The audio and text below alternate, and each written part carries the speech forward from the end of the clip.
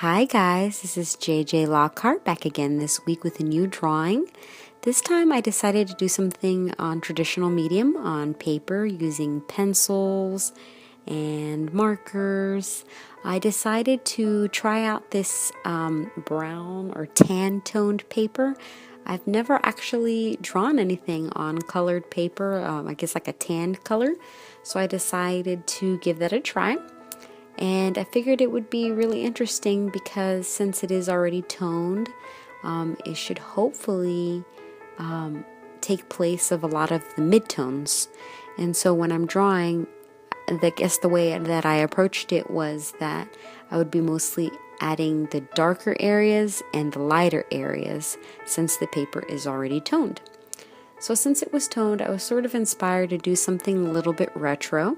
So I decided to go with a female in a 1920s sort of style, an outfit with the hair, with her flowing hair and a headband.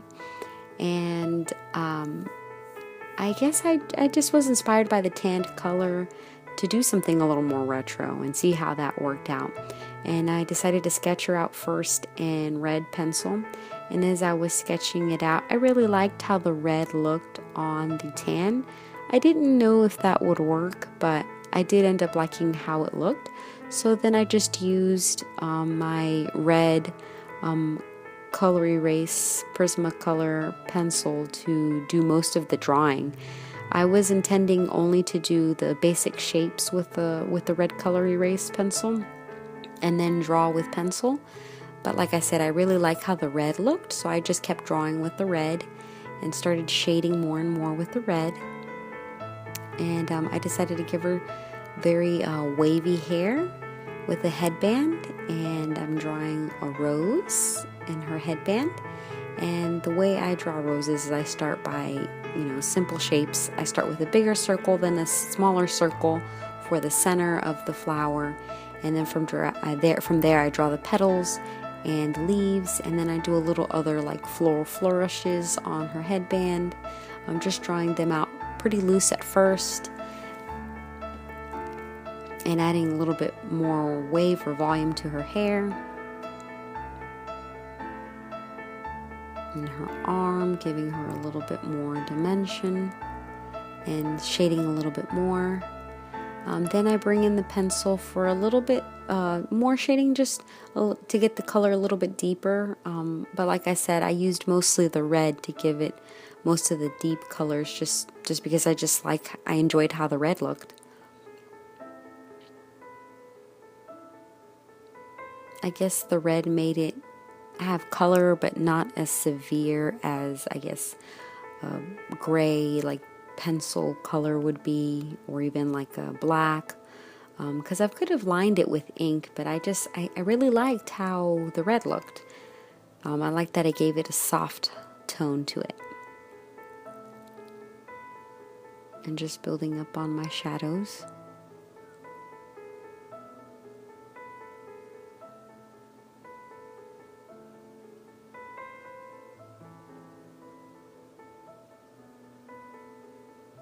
And then I went in there with my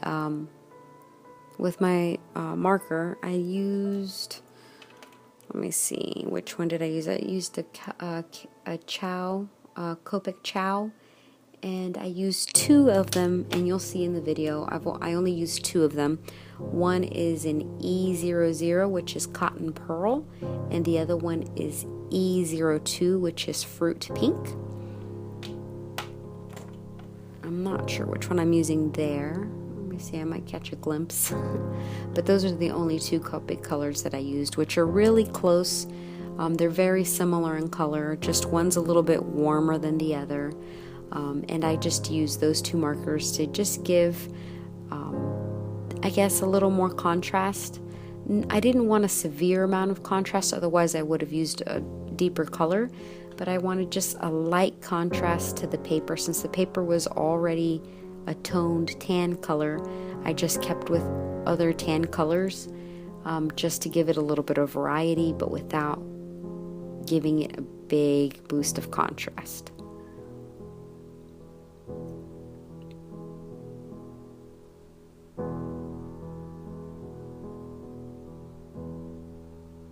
And then I'm adding more shadow and more color with the red pencil.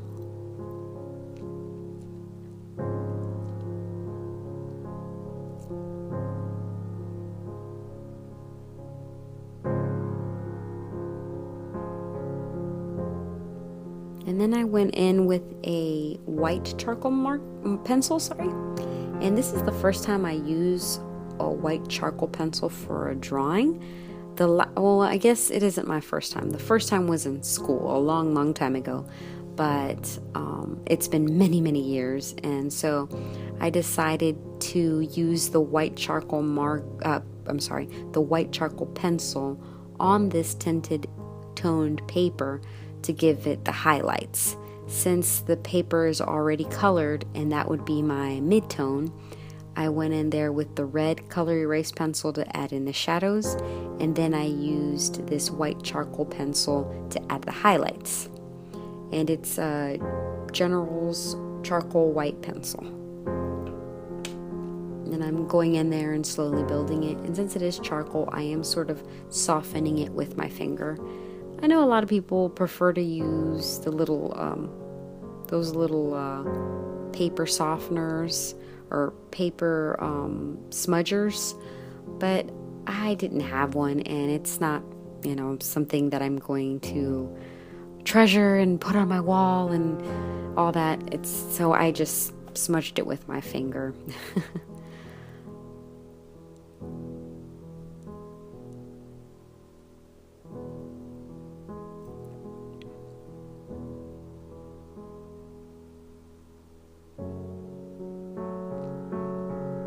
And so I just continue to add highlights.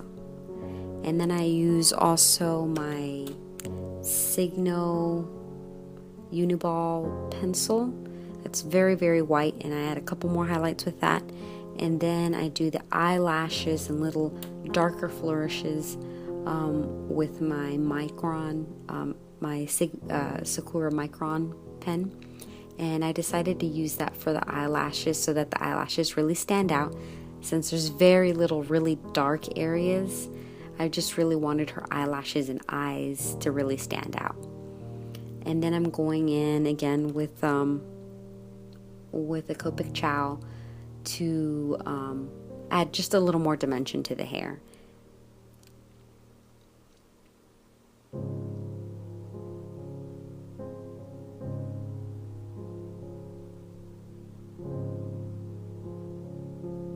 And then after I was pretty much done with her, I decided to do just a really plain green khaki sort of color box background. And I picked this slightly green tint since I used red predominantly to sketch her out and draw her and do the shading. I thought it would look really nice and sort of antique-y looking against this really greenish sort of khaki color. And so then I decided to just do a simple plain box in the background so that she would really stand out. And I'm just using a Spectral Noir, and it's also an artist marker, but I like to use that for solid blocks of color because these markers are actually cheaper, and so therefore I don't use up all my good ink, all my Copic good ink on just a block of color. I'll use these cheaper Spectrum Noir ones to do blocks of color like that. And then I'm just adding a little more definition with the Micron.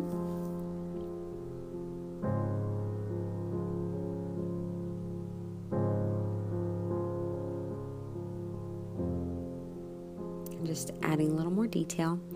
And I didn't use too many different markers and pens, but all the ones that I did use I really enjoyed, especially that white charcoal pencil. It was really interesting to use that as a way to get highlights. So I will leave the description, or I guess all the materials in the description box below. And then a quick little signature, and then there are all the different markers and pens that I used, which again, like I said, I will have that all in the description box below. And there's a detail shot. And thank you so much for watching.